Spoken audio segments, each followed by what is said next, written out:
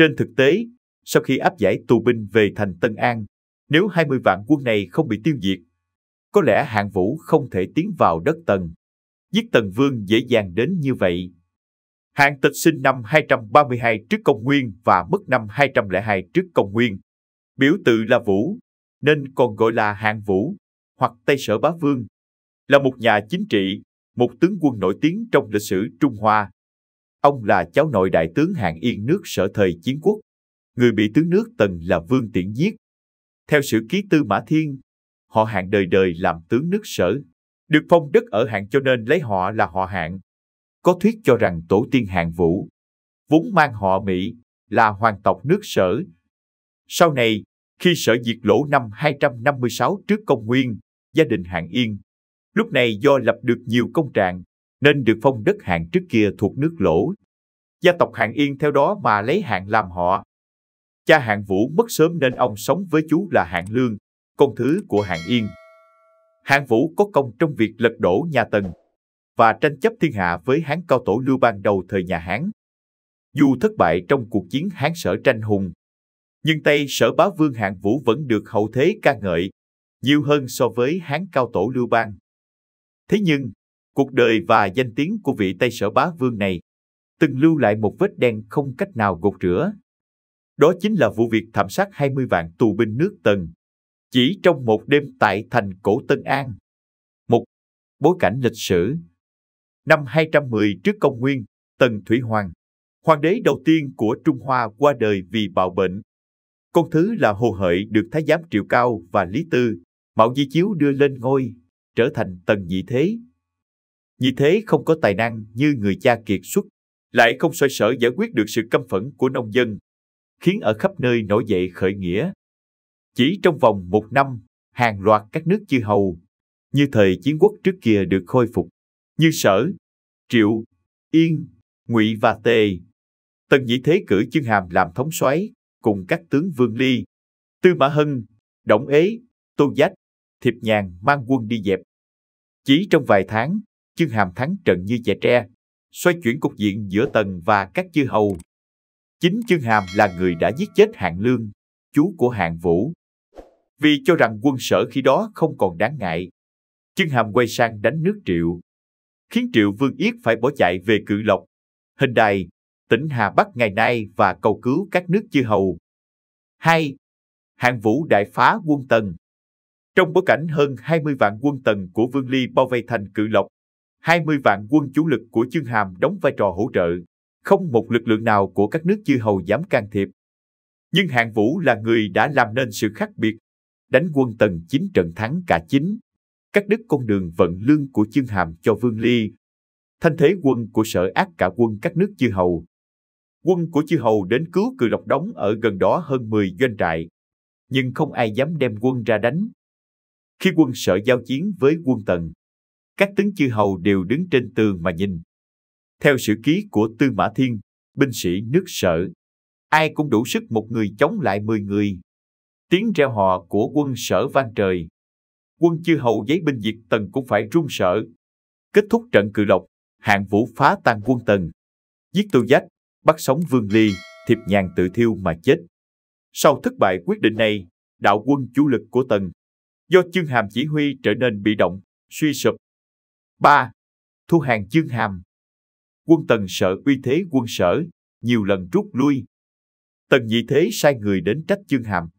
Hàm sợ, sai Tư Mã Hân đi ý kiến vua Tần để tâu xin định đoạt. Hân đến Hàm Dương đợi ở cửa Tư Mã 3 ngày. Quyền thần Triệu Cao không cho ý kiến, vì muốn giấu tin bại trận và hại Chương Hàm. Trưởng sử Hân sợ hãi chạy về quân mình, nhưng không dám đi theo con đường lần trước. Về đến doanh trại báo lại tình hình trong triều và khuyên Hàm hàng Sở. Tướng Triệu là Trần Dư cũng đưa thư cho Chương Hàm khuyên nên hàng Hạng Vũ. Chương Hàm còn do dự vì sợ trước đây mình đã giết Hạng Lương, là chú Hạng Vũ nên Hạng Vũ sẽ không dung tha. Bí mật sai sứ đến chỗ Hạng Vũ, muốn cùng giao ước. Để uy hiếp tinh thần Chương Hàm, nhân khi giao ước chưa xong, Hạng Vũ sai bộ tướng quân ngày đêm, đem quân vượt bến Tam Hộ đóng quân ở phía nam sông Chương, đánh nhau với quân Tần, lại đánh tan quân Tần lần thứ hai.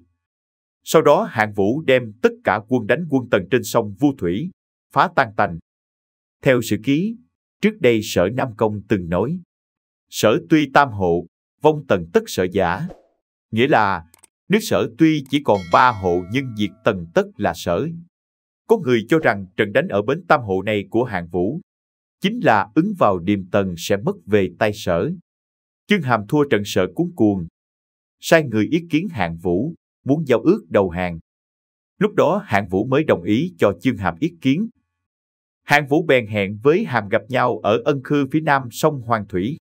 Sau khi ăn thề, Chương Hàm nhìn thấy Hạng Vũ, chảy nước mắt ròng ròng, kể lại việc triều cao. Hạng Vũ bèn lập Chương làm ung vương, giữ lại ở trong quân đội của Sở, cho trưởng Sử Hân làm thượng tướng quân, cầm quân Tần để đi tiên phong đánh Tần. 4. Hạng Vũ là người có công lớn nhất đại phá quân Tần. Theo sử sách ghi chép, hàng vạn binh lính Tần quốc quy hàng, trên đường áp giải bị ngược đãi hết sức thê thảm. Nhưng vì mang thân phận tù binh, lại muốn bảo toàn tính mạng, họ chỉ có thể nhẫn nhục chịu đựng. Khi vừa tới Tân An, tâm trạng của 20 vạn tù binh Tần quốc hết sức phức tạp. Sử ký của sử gia Tư Mã Thiên thời nhà Hán có chép lại, tướng sĩ nhà Tần nhiều người nói trộm với nhau. Bọn Chương tướng quân lừa chúng ta đầu hàng chư hầu, nên bây giờ họ chỉ có thể vào cửa quan đánh nước Tần. Nếu may mà đánh được nhà Tần thì tốt lắm, nếu không thì chư hầu sẽ bắt chúng mình đem về Đông. Còn Tần thì thế nào cũng giết hết cha mẹ, vợ con ta. Các tướng nghe mang máng việc họ bàn, đem báo lại với Hạng Vũ. Hạng Vũ liền gọi anh bố và bồ tướng quân bàn rằng, tướng sĩ Tần vẫn còn đông, bụng chúng không phục ta. Đến Quan Trung mà chúng không theo ta thì việc lớn sẽ nguy. Chỉ bằng giết chúng đi, chỉ giữ lại Chương Hàm, trưởng Sử Hân, đô úy ấy để cùng vào đất Tần mà thôi. Trên thực tế, sau khi áp giải tù binh về thành Tân An, 20 vạn quân Tần đã biến mất một cách bí ẩn. Bởi nếu 20 vạn quân này không bị tiêu diệt, có lẽ Hạng Vũ không thể tiến vào đất Tần, giết Tần Vương thiêu rụi mọi thứ dễ dàng đến như vậy. 5. Giai thoại chung sống 20 vạn quân Tần. Việc Tây Sở Bá Vương Hạng Vũ giết hàng vạn tù binh Tần không được sử sách Trung Quốc chép lại cụ thể. Giai thoại kể rằng Hạng Vũ đã bí mật lên kế hoạch giết hết tù binh bằng cách bắt họ đào một cái hố lớn.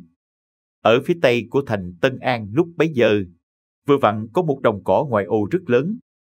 Hạng Vũ liền ra lệnh cho 20 vạn tù binh đào hố sâu, để rồi chính họ bị chôn sống trong hố sâu đó, mà không có cách nào thoát ra được. Những người cố gắng tìm cách chạy thoát, đều bị chém chết và ném xác vào chính hố sâu do họ đào ra. Ngày nay, mồ chôn tập thể của quân Tần vẫn thường được nhắc đến gần xã Nghĩa Mã, tỉnh Hà Nam, Trung Quốc. Khu vực này 4 hướng đều có đồng cỏ bằng phẳng giống như sử sách chép lại. Theo ghi nhận vào năm 1912, trong quá trình cải tạo hệ thống đường sắt trong khu vực, các công nhân đã khai quật được nhiều bộ xương trắng. Đó có thể chính là hài cốt 20 vạn quân Tần bị Hạng Vũ giết chết năm xưa. Trải qua hàng chục năm nội chiến Trung Quốc, các di chỉ và di cốt kia không được khai quật hay bảo tồn. Sự kiện Hạng Vũ chôn sống 20 vạn quân Tần được xem là một trong những vụ thảm sát đẫm máu nhất trong lịch sử Trung Hoa. Sự kiện này được so sánh với vụ chôn sống hơn 40 vạn hàng binh Triệu của tướng Tần là Bạch Khởi trong trận Trường Bình thời Chiến Quốc.